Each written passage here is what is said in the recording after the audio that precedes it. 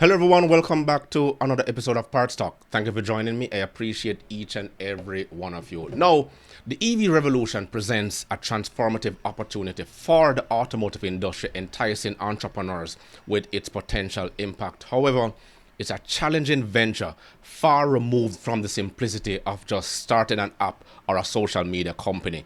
Building factories and designing vehicles and getting around government hurdles require billions and billions of dollars and strategic planning. Some turn to special purpose acquisition company, SPACs, or crowdfunding as we call it, but underestimating the capital cost is a common pitfall. Success stories like Tesla and BYD, they emulate strategies of industries giants like Ford and General Motors, Toyotas, to name a few.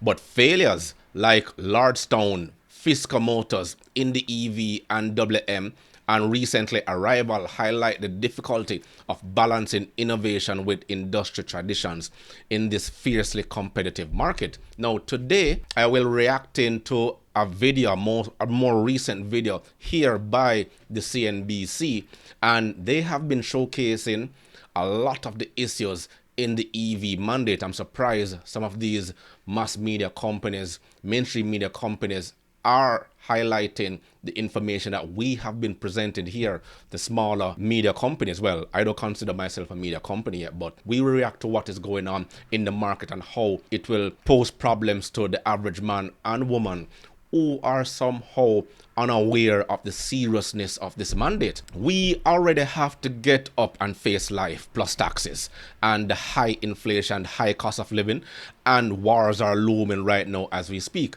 The list goes on. I haven't even watched this episode entirely, so we will wing it as we go along. If you're new to the channel, please hit that subscribe button, and if you like what you see, please hit that like button. So let's get straight into this.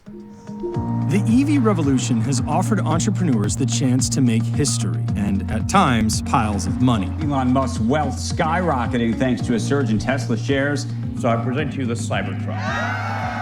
But in this race to seize the moment, many contenders are sputtering. Several high-profile companies have failed, gone bankrupt, or fought struggle after struggle. Even established players in other industries with automotive dreams have thrown in the towel. In recent years, more than 30 companies have filed for or are at risk of bankruptcy. The total addressable EV market is huge. Let me pause right there. Let me just announce fair use. I can't do anything much about the music. It's their video. So let's continue.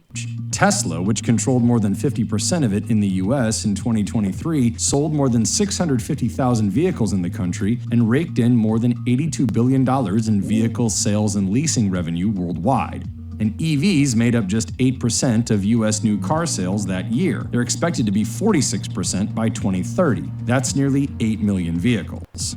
But the business is not for the faint of heart. It takes billions and billions. Hopefuls have routinely underestimated those capital costs. A company has to put together a complex supply chain, build factories, design the vehicles, comply with regulations, and get them to customers through a distribution and service network. So why is it so difficult to start an EV company? And why are so many failing? Let's pause right there before he gets into it, because once the EV mandate was announced, the market became oversaturated, with companies attempting to enter the space, resulting in fierce competition and a struggle for differentiation. Legacy automakers were already there. Then all these new players tried to compete, and there was no history or track record of large capital and large valuation. Some of them were overvaluated. You can take companies like NIO, for instance, and several others who were actually getting large value on their shares on the stock market. Let's continue. To be sure, despite talks of sales slowdowns, forecasts are still charting a boom in EV adoption around the world. From 2.4% of new cars sold in 2019 to 61% by 2035. Startups, by definition, love vast addressable markets. This is venture capital pitch, slide number one. And by the way, it's not only light duty vehicles. There's also buses, trucks, motorcycles, and in the even more distant future, aircraft. EV investment commitments have doubled in value in just 2 years, reaching $616 billion through 2027. Enthusiasm like this is what allowed for the creation and success of Tesla, basically the first major EV automaker outside of Asia. The growth of the market is partly supported by favorable government policies. Countries eager to decarbonize offer a range of incentives, subsidies, and other perks to help defray the cost of getting started. Since 2021, Tesla has pulled in more than $5 billion in zero-emission vehicle credits. And look at that figure, $5 billion. To go back to when they mentioned buses, electric companies such as Proterra filed for bankruptcy because they couldn't maintain or keep up with the demand that the buses were built to endure. Electric buses, they perform poorly in winter. And if you look back at this $5 billion in incentives, this is actually taxpayers' money given to consumers who will purchase an electric car in order to spur the sales. Tesla mostly benefited from this. Those are credits other automakers have to buy from Tesla or other EV or plug-in makers every time they want to sell a fuel-burning vehicle in some states. You know, China's had this fastest growth in electric vehicles of anywhere, and that's also supported with a lot of government policies. So, you know, some of the places where there's a proliferation of new companies, it's been pushed, you could say, with help from the government. Some of it is the entrepreneurs wanting to grab the opportunity of this change in the dominant design to electric. But this time of tremendous growth and opportunity has also coincided with several high-profile failures. Apple, one of the largest companies in the world by market value, folded its car project, known within the company as Titan. Dyson, the privately held British firm best known for bagless vacuum cleaners, ditched its electric car plans after it decided it couldn't make money off them. I mean, those are two businesses coming from super high profitability, super high return on capital. I kind of agree with them. If you're going to come into automotive, you better come with some serious innovation and difference. Why would Apple enter the car market when they're selling gadgets at somehow reasonable price? They already had a niche market. They're doing pretty well. Their phones are in high demand. But why would you want to go into something else which is not to your advantage? And critics argue that many of these companies lack the true innovation or a unique value proposition, leading to a crowded field where only a few standout players can thrive. And this raises questions about the sustainability of the current influx of EV startups and whether the market can support such a high number of competitors. It's unbelievable.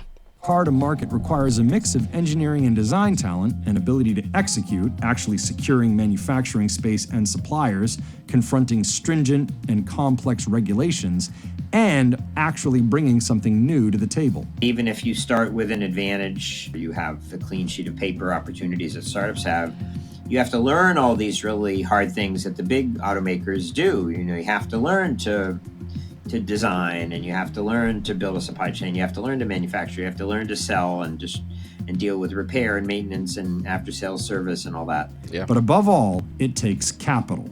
Before we go into the capital, and it goes back to the story of Sakichi Toyoda. You're looking at it here. He is the original, the godfather of the Toyota Motor Corporation. And he had a loom company. He is the founder of the Toyota Industries Corporation, born in 1867.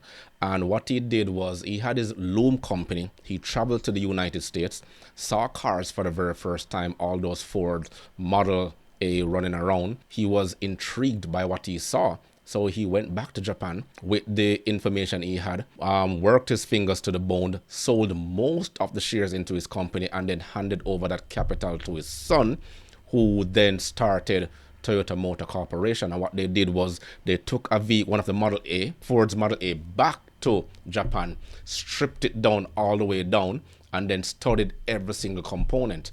Most of the traditional car companies you're seeing around, here, they've been around for more than 50 years. So all these new EV companies coming into the space, it's going to take a while for them to understand exactly what is going on. So, and that is another contentious viewpoint. It centers on the long-term viability of these EV companies. The main challenges right off the bat were the battery technology limitations, the infrastructure concerns, just to name a few. Let's continue. Returns, not the stock prices, the actual returns on capital. They're not very attractive. This is a highly capital-intense competitive industry. Returns on invested capital for established automakers like Ford and GM are in the mid-single to low double digits. For 11 of its 15 years as a public company, Tesla's returns on invested capital were negative. Plain and simple, companies just run out of money. Fisker experienced an old-fashioned cash crunch. Some of that was inherent in the capital intensity of becoming an automaker, but some of it was also due to mistakes that the company made. Running out of capital is the biggest problem an automaker has. That might seem obvious. It is, of course, the problem every business faces. But the capital costs of starting an automaker are massive. Yes, you're $2-ish billion to get to your first vehicle. Not everybody has $2 billion to play with. And frankly, even if $2 billion is available, that's not a guarantee of success. That's really just the beginning. You need to be like a shark where you're always moving or you die if you stand still. So there needs to be an ability to raise the next $2 billion and the next $2 billion after that. Take Rivian and Lucid. We haven't even gone into the distribution aspect of it, because they're going to have to set up a distribution network where maybe franchising and dealerships are concerned. And those individuals who want to partner with you are going to come out of pocket between $200 to $350 million just to have that distribution network starting right off the bat to distribute your vehicles. They haven't even gone into that aspect of it. Then there were no solutions as to how customers would recharge during long trips, unlike gas stations that were already everywhere. They haven't even looked into that aspect of it. Most of them had to team up with Tesla to get their charging network up and running. It was a total mess from the beginning. All started personally in due part by the government mandate. No one thought this through. Let's continue. Some have eviscerated $10 billion. So interesting to see these other small startups who raise $1 billion or $2 billion and they think that's enough. It's not even close. This was a problem faced by a lot of the startups that went public using special purpose acquisition companies, or SPACs. A SPAC is a public shell company that merges with a private business, in this case an EV firm, and through that merger, the private company becomes a public one. There is no venture capital firm, on the planet that will write billion-dollar checks to an EV startup. So to raise that kind of money, the only realistic scenario is to become a public company. For EV startups, SPACs came with a few advantages over the traditional IPO. For example, you could go public using projected revenue rather than just actual revenue. The SPAC promise, at least, was that these companies could turn to markets for the funding they'd need to grow. That hasn't really been the story. It's not like retail investors dumped a bunch of money into Tesla. It was places like Daimler and others that put money in when it was needed, and then debt and other things. The companies that are pre-revenue typically shouldn't be public companies. It's very hard for a company that's pre-revenue to stay ahead of the bow wave and have people interested in investing and putting billions of dollars more into a startup. So what are all those billions of dollars going to? To start, budget about $500 million to $1 billion to build a plant and tool it. Then about $200 million and $500 million on top of that in supplier tooling, and another $250 to $500 million in product development costs. No one did the maths, and that's what we're seeing here.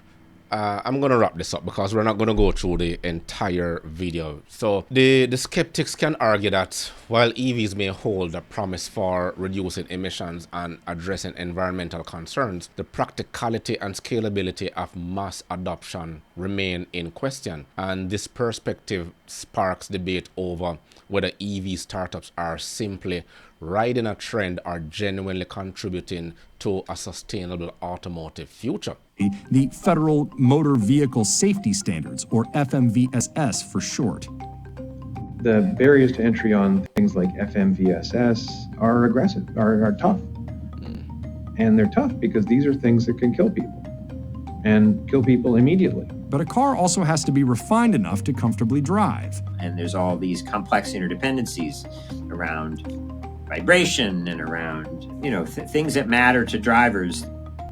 McDuffie is referring to a concept called noise, vibration, and harshness. A car maker has to ensure all of the components in a car are fitted together perfectly. If not, you get intolerable levels of all three.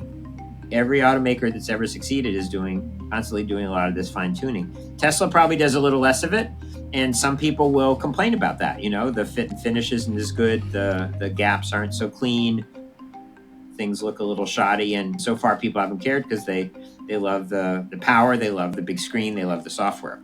So what we're seeing here is financial and operational missteps that plague many EV companies and led to their eventual downfall.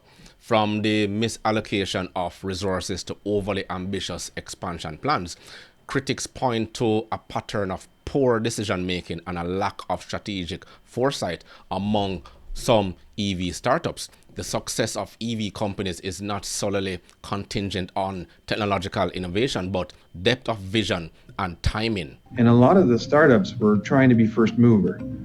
So there wasn't a tremendous amount of innovation that a consumer actually feels. More stylistically different. Some of them had challenges because the delays they had in getting to market, by that time there was other vehicles actually in the market too that were very similar, and now they weren't the first mover and the only game in town. This is a huge source of tension, perhaps the fundamental problem any EV startup or any auto startup will face.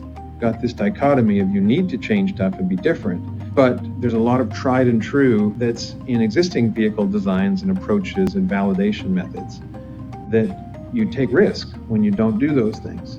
I mean, the less innovative you are, the lower that bill can be. Look at BYD and Warren Buffett. It highlights the importance of sound business practices and prudent management in achieving sustainable growth. So the thing is, a lot of these companies that went under, they affected the total distribution network and their supply chain as they went along with them. You're talking about auto parts manufacturing companies. Some of these companies are responsible for the glasses, the windshields. They're responsible for the carpets and the upholstery inside of it. They're responsible for small parts components. And if you're looking at the screen here, some of these auto parts manufacturing companies were affected. The Asing, the Magna, the Bosch, Continental AG, Denso. A lot of these companies make components that goes into the manufacturing process of these cars. And they went ahead and they had their forecast based on the allocation and what they budgeted of how much cars they were going to be manufacturing. Once those cars went under, so did a lot of these auto parts manufacturing companies lost that forecasting and lost that potential sales. It affects a lot of people, including the families. And you saw how Tesla had to lay off over 10% of their workforce. Then Stellantis, Ford, GM, a lot of these companies had to lay off a lot of their staff members once they went headfirst into EV manufacturing without thinking about how much time they had to sit down and make a strategic plan. As it says, life goes on. As usual, let me know your thoughts in the comments below. I will leave the link to this video in the description box. Remember to grab a copy of my ebook, The Parts Manager Guide. Please smash that like button on your way out. It will only take you 1.5 seconds to do so. Until next time.